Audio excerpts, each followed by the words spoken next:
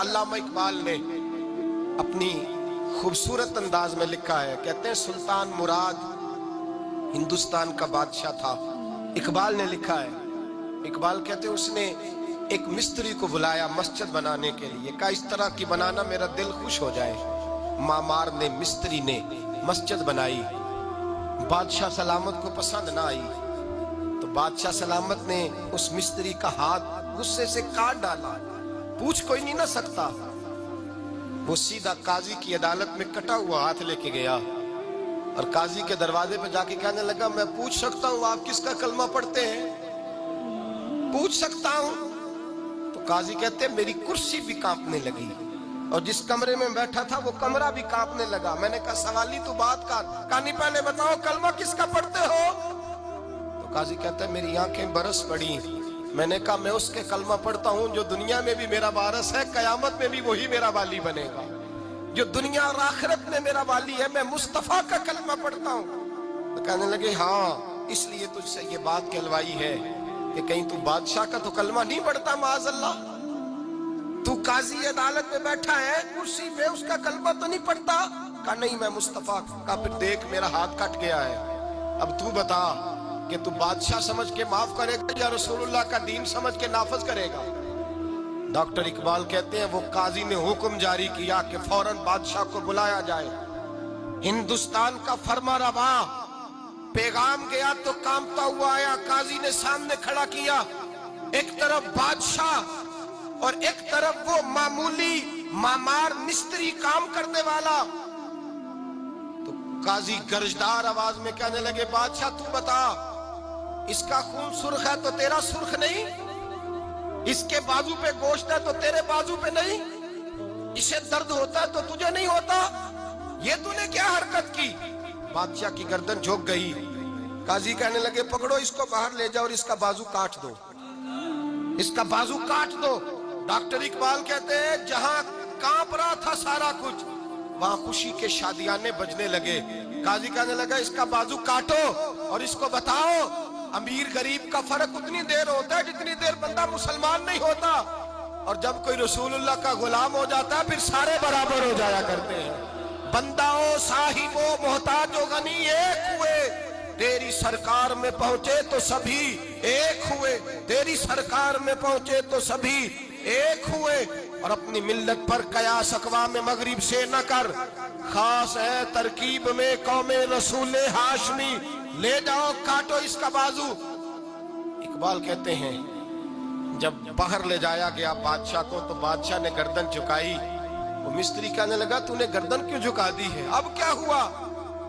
تو بادشاہ سلطان مراد آنکھ کھول کے کہنے لگا بھول گیا تھا، غلطی ہو گئی تھی، بادشاہی کے تکبر میں آیا تھا، وہ جو تیرا ہاتھ کاٹا ہے وہ تکبر سے کٹ گیا ہے، اور یہ جو گردن میں نے جھکا دی ہے یہ میں نے اپنے نبی کے دین کی حد کے نیچے جھکا دی ہے، حضور کے قانون کے نیچے جھکا دی ہے، یہاں سزا لوں گا وہاں شرمندہ نہیں ہونا چاہتا۔ اس مستری نے بڑھ کے سینے سے لگا لیا اور کہنے لگا قاضی صاحب میں نے معاف کیا، مجھے پتہ چل گیا ہے کہ مسلمان بادشاہوں کا کلمہ نہیں پڑھتے، محمد عربی کا کلمہ پڑھتے ہیں، رسول اللہ کا کلمہ پڑھتے ہیں، اور جب تک مسلمان نبی پاک کا کلمہ پڑھیں گے کوئی اللہ کی حدوں کو نہیں توڑے گا، کوئی دین کو پامال نہیں کرے گا، کسی کے اندر طاقت پیدا نہیں ہوگی کہ وہ دین کی حد کو توڑ سکے۔ حضرت جناب سیدنا محمود غزنوی رحمت اللہ تعالی علیہ بیٹھے ہیں اپنے دربار میں، ایک غریب عورت تڑپتی روتی ہوئی آئی، ماں بلکتی ہوئی آئی اور آگے کہنے لگی بادشاہ ذرا مجھ غریبنی کی فریاد بھی سن۔ بادشاہ نے کہا جلدی سے بلاؤ کہیں اس کی چیخیں کوئی زلزلہ برپا نہ کر دیں۔ قریب آئے، کیا بات ہے؟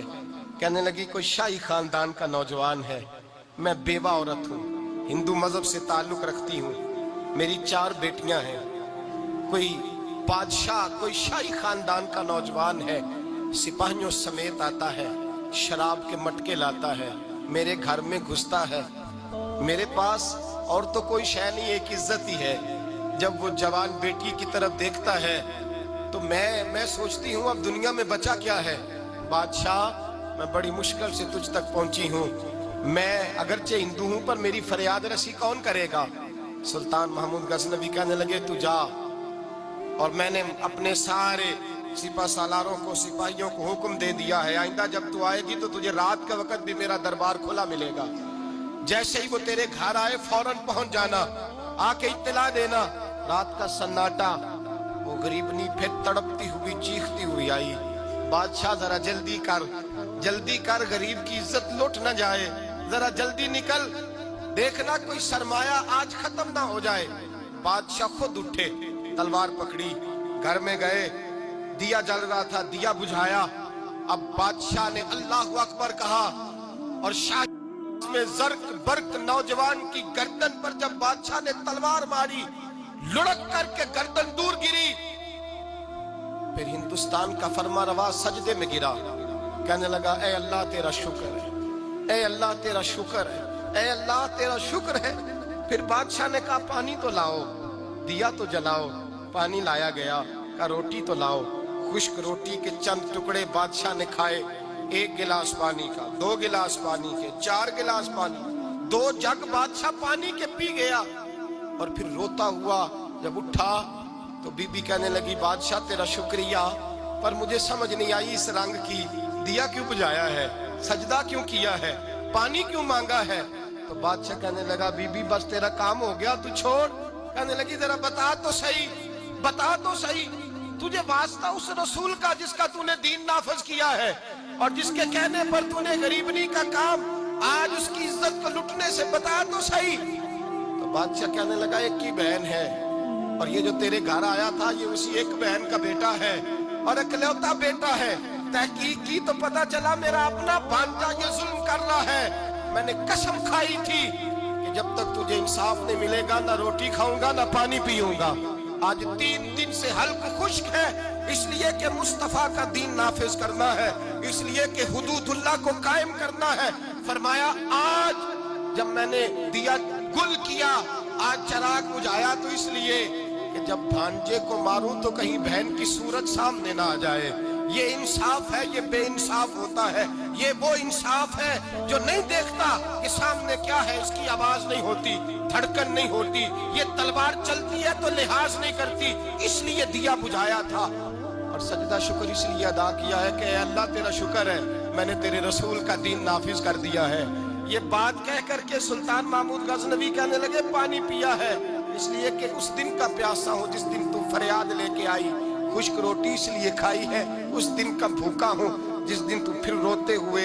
محمود غزنوی نے پیر باہر رکھا، 4 بیٹیاں جوان، ایک اماں دوڑی ہوئی آئی اور قدموں میں بیٹھی، کہنے لگی محمود میں نے نہیں دیکھا ابو بکر کو، میں نے کوئی ابو بکر کو تو دیکھا نہیں، عمر عثمان و علی کو تو میں نے نہیں دیکھا، فاطمہ زہرا کے باپ کی کیفیت کیسی تھی، پر تیرے رنگ میں تیرے انداز میں مجھے جلوے ضرور نظر آئے ہیں۔ اب میری بیٹیاں عام بیٹیاں نہیں رہیں گی، یہ فاطمہ کی کنیزیں بنیں گی۔ اب میں حضرت عائشہ کا پانی بھروں گی، تو نے حضور کا دین نافذ کیا ہے، اب میرا دل بدل گیا ہے، تو کلمہ پڑھا، ہم 5 ماں بیٹیاں مسلمان ہونا چاہتی ہیں۔ میرے بھائی جب رسول اللہ کا دین نافذ ہوتا ہے پھر غریب کی مدد ہوتی ہے۔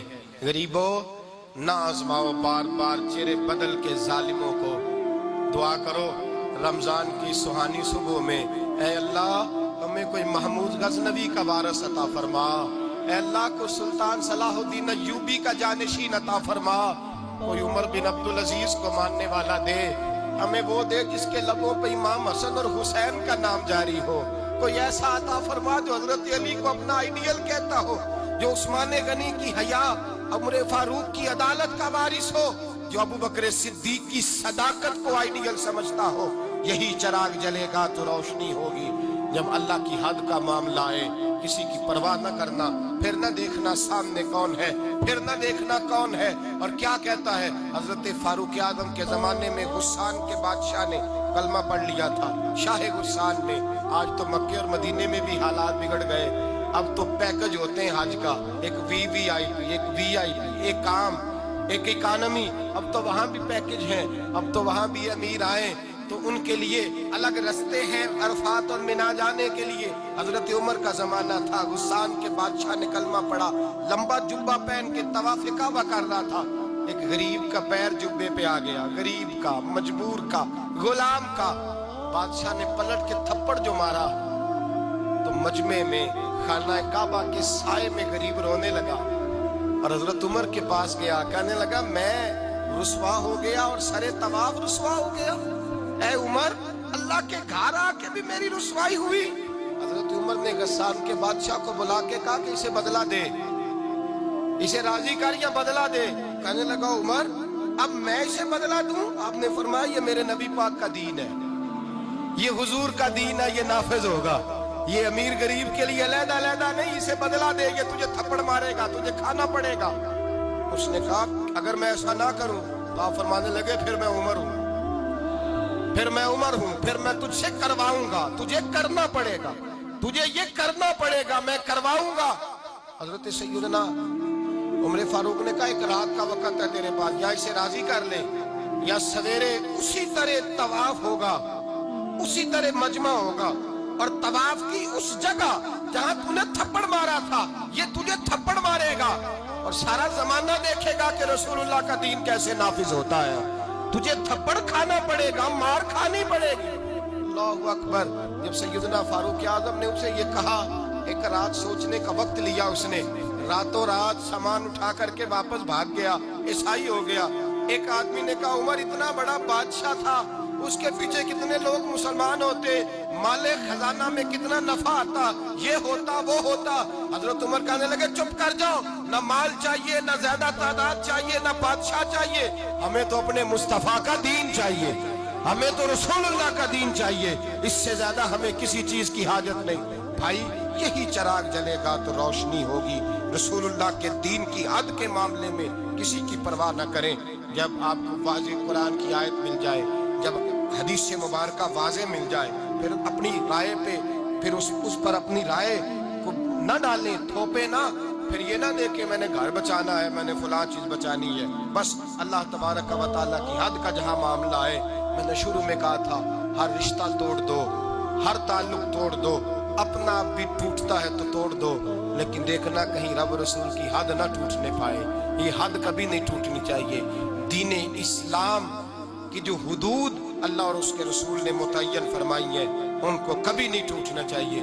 دعا ہے خالق کی بارگاہ میں اللہ تعالی ہمیں اپنے محبوب کے دین کی حفاظت کی توفیق عطا فرمائے۔ آخر دعوانا ان الحمد